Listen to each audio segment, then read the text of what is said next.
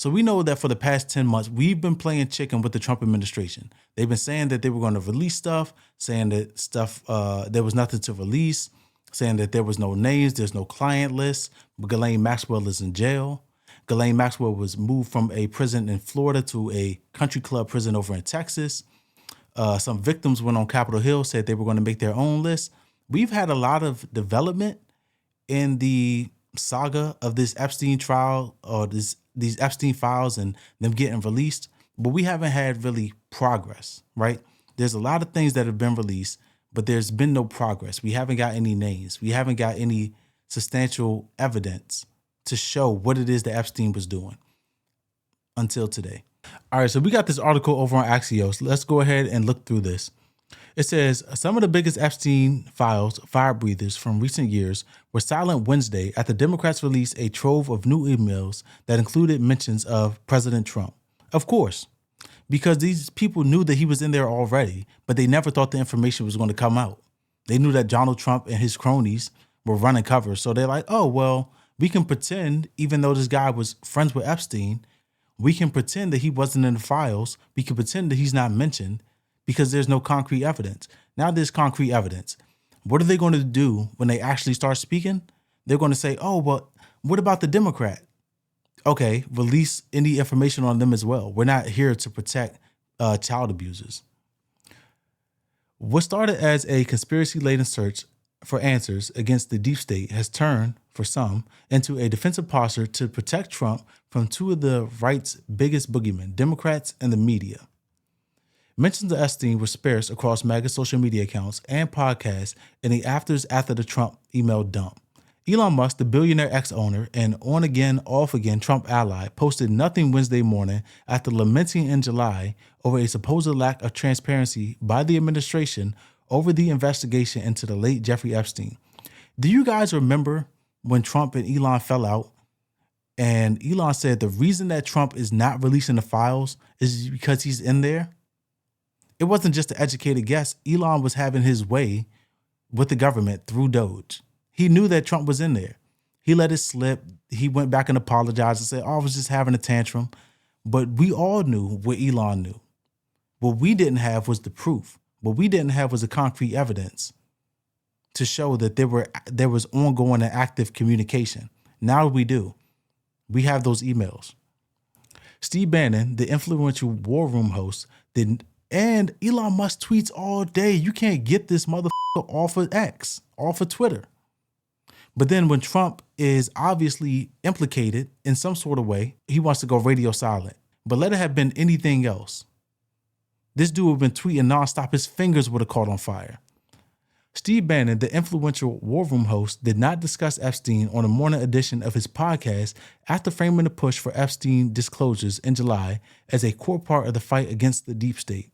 See, that's the issue. These people are more loyal to Trump, the liar, than they are to the actual truth. They say, hey, we believe in this thing. If you believe in that, then you stand on your principles no matter who is on the opposite side of it. You don't say, oh, well, my friend is an abuser, or he's friends with an abuser, or he's allowed an abuser to thrive for decades, but he's my friend, so I'm not going to mention that. No. You call him out just like you call everything else that you have strong convictions about out. Or are you telling me that you only have convictions about it if it's the people that you don't like? Is that where your principles end? Tell me. I want to know. It says, as soon as the legacy media suddenly started caring about it, and only about one person in particular, it became sus to MAGA. I don't know if it's like a right-wing thing, National Pulse. That's not true. That's absolutely not true. Is Trump the president? Is he going to get an unfair amount of attention? Absolutely. He's also going to get attention because his administration and people in his administration repeatedly talked about the Epstein files.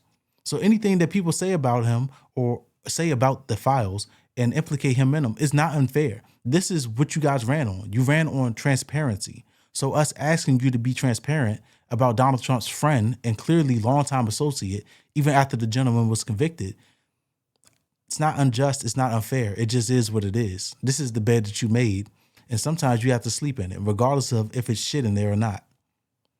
It says attitudes started shifting when the Wall Street Journal reported in July that Trump wrote Epstein a birthday note saying, "May every day be another wonderful secret," inside the outline of a naked woman. I know you guys saw that one. Trump tried to say, "Oh, well, I don't write cards. I don't draw pictures. That's not my signature."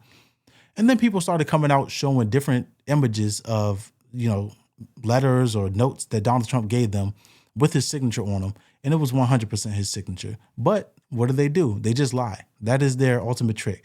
I don't know about it. I haven't seen that, or it just wasn't me. Just like Shaggy, it wasn't me. But I caught you on camera. It wasn't me. Okay. Not buying it, dude. We're not buying it. It says a picture of the note was later published to confirm the report, but MAGA's tide had already turned. I say MAGA, the base, looks at Democrats as corrupt and untrustworthy messengers, and anything they do damages credibility of the message. That comes from Breitbart. He noted Trump kicked Epstein out of the club before his crimes were known. Okay, but they still communicated after his crimes were known. And we're going to get to that. I don't know if you guys have seen it, but I'm going to show it to you. I just want to get through the rest of this article. It says Democrats on the House Oversight Committee released emails Wednesday in which Epstein, who died in prison in 2019, wrote that Trump knew about the girls and that Trump had spent hours at my house with one victim. Trump has denied any involvement in Epstein's crimes and said he and Epstein had a falling out over unrelated issues. White House Press Secretary Carolyn Leavitt said Wednesday that Democrats selectively leaked emails to the liberal media to keep a fake narrative to smear President Trump. Let me tell you something. Even if they selected certain documents, Donald Trump is in there.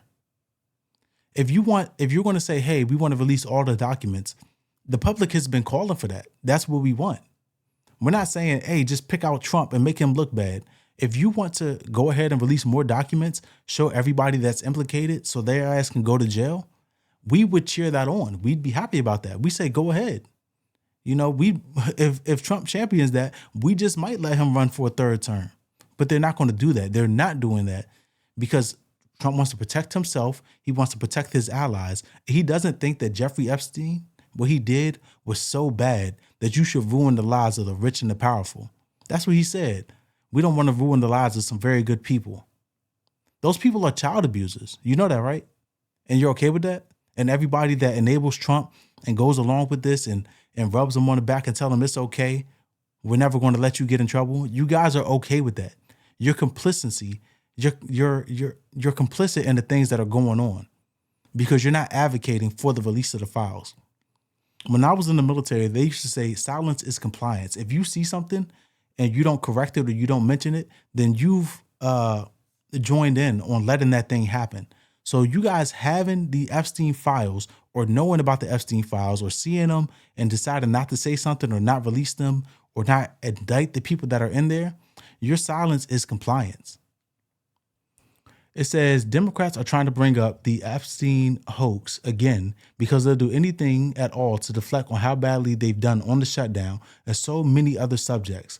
Only a very bad or stupid Republican would fall into that trap, Trump added in a Truth Social post. Nah, we're not falling for it.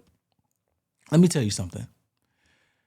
Trump was already being blamed, or the Republican Party was being blamed for the shutdown. You can't control or have the majority across the board and then continue to blame Democrats.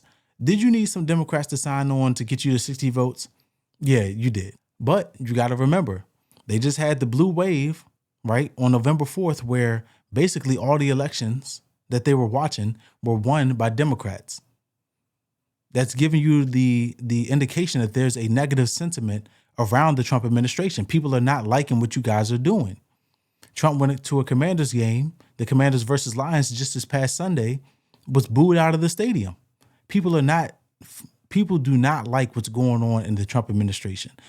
Whether it be the immigration and they feel like it's a little too heavy-handed, whether it be the prices going up, whether it be you not putting America first in people's eyes, whether it be you going to war in Venezuela when you're supposed to be the peace president, whatever it is, Trump is becoming unfavorable. So him trying to say, oh, the Democrats are blamed for the shutdown, it's their shutdown, These are people that are targeting me because I'm the president and they have Trump derangement syndrome. You can only play this game for so long. You have another 3 years that you have to be in office, Donald Trump. Are you going to call everything a Democratic hoax and you're going to say everything is a lie? If you have 10 people that say, hey, Donald Trump is a liar, he's a cheat, you're going to tell me all 10 of those people are lying?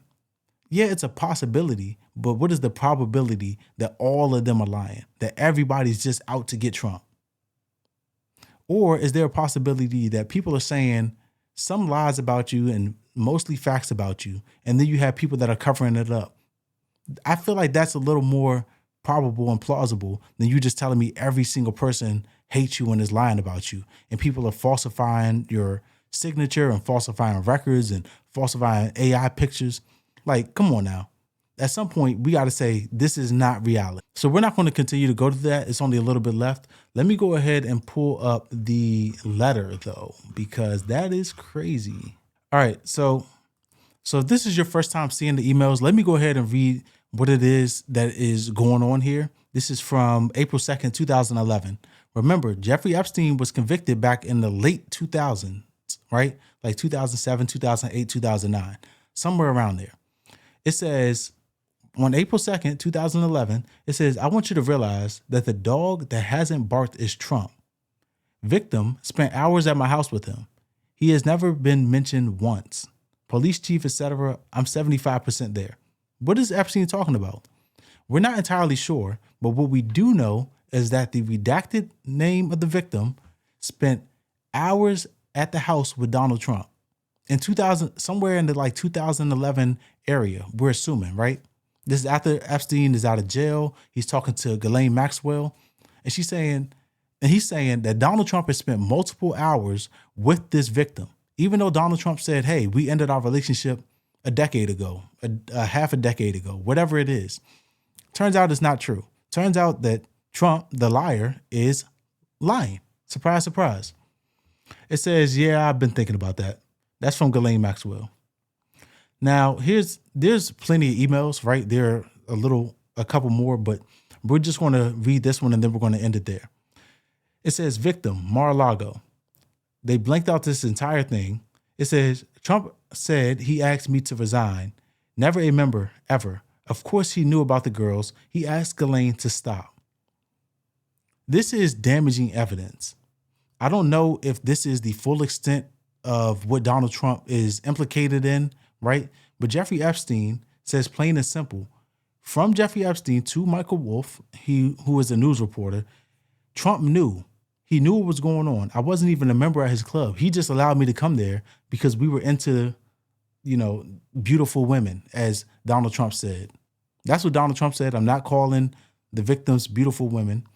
Donald Trump called them beautiful women and said him and Jeffrey Epstein were into the same type of thing, but Epstein liked them young. Epstein is saying, of course he knew about the girls. He asked Ghislaine to stop. So no amount of obfuscation, no amount of saying people have Trump derangement syndrome or people are lying about Trump, it's not going to work. The buck stops here. Adelita Grijalva, she's been sworn in now. She says she's going to vote affirmatively in order to release the Epstein files. She's going to be the 218th vote. After all of this time, we couldn't find 218 people that said we need to stop child abusers and child predators. But now we have 218 honorable people in Congress out of 500 and something that have said the buck stops here. So hopefully we get this vote soon. Hopefully the Epstein files are released and we can stop this rigmarole where we're saying that we need to protect the rich and the powerful and our politicians because apparently they're more important than the victims. Even the women that went up on Capitol Hill crying and saying that they would release their own list of Epstein clients, right? So that's where we are. We'll talk about the next development when we have it. You guys can let me know what you think. I think this is a damning thing to be released. I think that Trump is backed into a corner, and it's very telling that Elon Musk and Steve Bannon, they don't want to say anything about this.